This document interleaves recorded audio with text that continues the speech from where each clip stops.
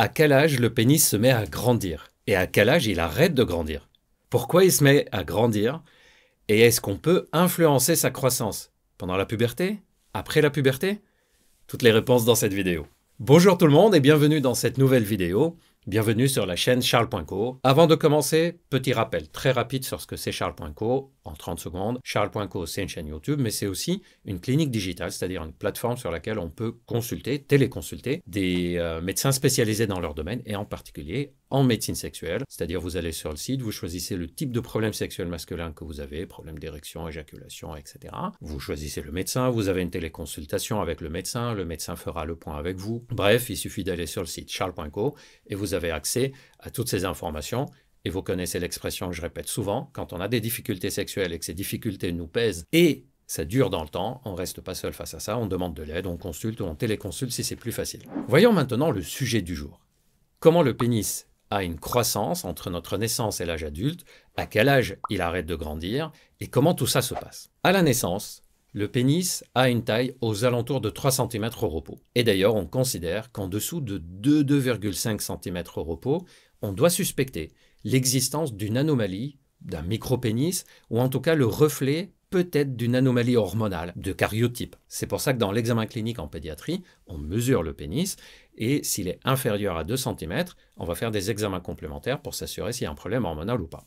En tout cas, dans la très grande majorité des cas, il n'y a pas de problème, 3 cm à la naissance. Ensuite, entre la naissance et la puberté, le pénis ne grandit presque pas, ou en tout cas de façon qui n'est pas vraiment visible. Ce n'est pas suffisant pour qu'on le perçoive à l'œil nu. Au fait, est-ce que vous savez qu'entre la naissance et la puberté, c'est normal d'avoir des érections? Je vous en ai parlé dans une vidéo que vous pouvez aller retrouver sur la chaîne, une vidéo sur les faits un peu surprenants sur le pénis. Et peu de gens savent qu'on peut avoir des érections quand on a 3 ans, 4 ans. Ce sont des érections totalement réflexes qui n'ont rien à voir avec l'excitation mentale, qui n'ont rien à voir avec le côté sexuel. C'est juste un fonctionnement physiologique qu'on a dans notre corps. Et ensuite arrive la phase de la puberté. C'est là que le pénis commence à augmenter de taille. La phase de la puberté commence entre l'âge de 8 à 11 ans en fonction des personnes, parfois même ça commence à 12 ans. De nos jours d'ailleurs, il y a de plus en plus de puberté qui commence précocement, donc c'est plutôt vers l'âge de 8-9 ans que vers l'âge de 11-12 ans. Pourquoi? Parce qu'il y a pas mal de perturbateurs endocriniens autour de nous, et ce sont des éléments qui viennent donner une fausse information au corps qu'il faut stimuler les sécrétions hormonales. En tout cas, la puberté commence. Le pénis se met à grandir et il augmente de taille. Il était à 3 cm, 3-4 cm au repos entre la naissance et la puberté, puis il commence à augmenter 5, 6, 7, 8 cm, pour arriver à la fin de la puberté aux alentours de 9 à 10 cm au repos. Et à quel moment il arrête sa croissance? En fait, il arrête sa croissance quand la puberté se termine. À quel moment la puberté se termine? En général, elle dure 4 à 5 ans. Ça veut dire quoi? Ça veut dire que quand on a 8 à 11 ans, que le pénis se met à grandir, il commence à s'allonger, le volume augmente, et il va continuer tout au long de notre puberté, jusqu'à 4 à 5 ans après le début. Ça peut aller jusqu'à l'âge de 17-18 ans. Alors attention, ça ne veut pas dire qu'après, ça s'arrête d'un coup. En fait, c'est pendant 4-5 ans qu'il grandit de façon significative. Ensuite, il continue à grandir de façon légère et il finit vraiment à partir de l'âge de 18-20 ans, où là, on sait qu'il n'y aura plus de croissance supplémentaire. En gros, quand on a fini aussi la croissance de notre corps. Il y a en parallèle, si vous avez envie d'avoir un autre indicateur, c'est la croissance des testicules, qui évoluent à peu près de la même façon que le pénis, c'est-à-dire au début, ils sont de petite taille, à la puberté, ça se met à grandir, et à la fin de la puberté, ça atteint un volume qui est considéré le volume adulte normal. Pour vous donner une idée, si vous avez envie de comparer sur vous le volume testiculaire, le volume du pénis, les testicules qui atteignent la fin de leur croissance pèsent à peu près 18 à 20 grammes. Bon, je vous l'accorde. Personne ne va se mettre à peser pour voir si c'est 18-20 grammes. Donc, il vaut mieux retenir le fait qu'un testicule à l'âge adulte, à la fin de sa croissance, fin de la puberté, c'est à peu près 4 cm de longueur et 2 cm et demi de largeur. Je sais, vous êtes en train de mesurer ou en train d'y penser. Voyons maintenant comment le pénis se met en croissance, à augmenter de volume à la puberté. En fait, au début de la puberté, l'hypophyse, c'est-à-dire la glande qu'on a en dessous du cerveau, qui est une sorte de chef d'orchestre des sécrétions hormonales, cette hypophyse se met à sécréter une hormone de façon importante, hormone qui s'appelle LH, et cette hormone donne l'ordre aux testicules de se mettre à travailler plus, de fabriquer donc plus de testostérone. Elle commence aussi à fabriquer des spermatozoïdes et le volume des testicules augmente. En parallèle, l'hypophyse va sécréter une autre hormone qu'on appelle somatotropine, connue sous le nom de GH, mais que tout le monde connaît sous le nom de hormone de croissance. Cet effet combiné de la testostérone et de l'hormone de croissance sur le pénis, c'est ce qui fait qu'il se met à prendre en volume et qui commence à croître. Et alors, pourquoi il arrête? Puisqu'on a toujours ces sécrétions de testostérone et d'hormones de croissance après la puberté, ça ne s'arrête pas. Pourquoi le pénis arrête de grandir? Et autre question, si le fait de mettre un shoot de testostérone et un shoot d'hormones de croissance fait grandir le pénis, est-ce que ça veut dire qu'à l'âge adulte, si on fait ce shoot de testostérone par un traitement ou un shoot d'hormones de croissance, on va augmenter la taille du pénis? Pas du tout. Pourquoi?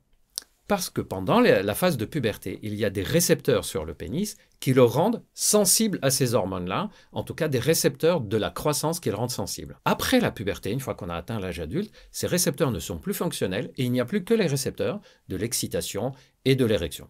Pour le dire autrement, il faut imaginer qu'il y a des serrures au niveau de notre pénis. Il y a une serrure qui, quand on la tourne, elle permet la croissance, et une serrure, quand on la tourne, permet le fonctionnement sexuel. Ces deux serrures se mettent à travailler et elles sont opérationnelles pendant la phase de puberté. Et donc, la testostérone, on va imaginer que la testostérone, c'est la clé qui ouvre la serrure. Ben après la puberté, la serrure qui permet la croissance, elle casse, elle ne fonctionne plus. Donc, on a beau donner la testostérone, ben, ça ne change plus rien.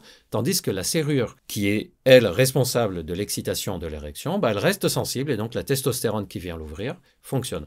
Et c'est pour ça qu'on a beau mettre de la testostérone et de l'hormone de croissance à l'âge adulte, ça ne changera rien à la taille, à la taille du pénis. Au contraire, on va avoir des conséquences négatives de ces traitements hormonaux. Ça veut dire aussi qu'il n'y a que pendant la phase de puberté où le traitement hormonal peut avoir un effet, puisque c'est que pendant la phase de puberté que la serrure fonctionne. Et donc, si on met la clé, on va pouvoir ouvrir. C'est pour ça que c'est très important de repérer un retard de croissance du pénis pendant cette phase de puberté, et en tout cas avant la fin de la puberté, pour qu'un traitement, s'il est nécessaire, soit efficace. D'ailleurs, dans ces situations-là, il y a deux grands cas. C'est soit un simple retard de croissance, et dans ce cas, le médecin va faire les examens, va vous rassurer, et va vous dire, bon, bah, c'est tout, c'est juste un peu plus tardivement que la moyenne, mais ça va se mettre en route, ou les examens montrent qu'il manque des éléments, qu'il manque des hormones, qu'il y a peut-être une anomalie, et on va pousser les explorations, et si nécessaire, on va faire un traitement. Soit un traitement pour forcer la croissance à commencer, soit un traitement directement par testostérone. Ces traitements-là ne se font jamais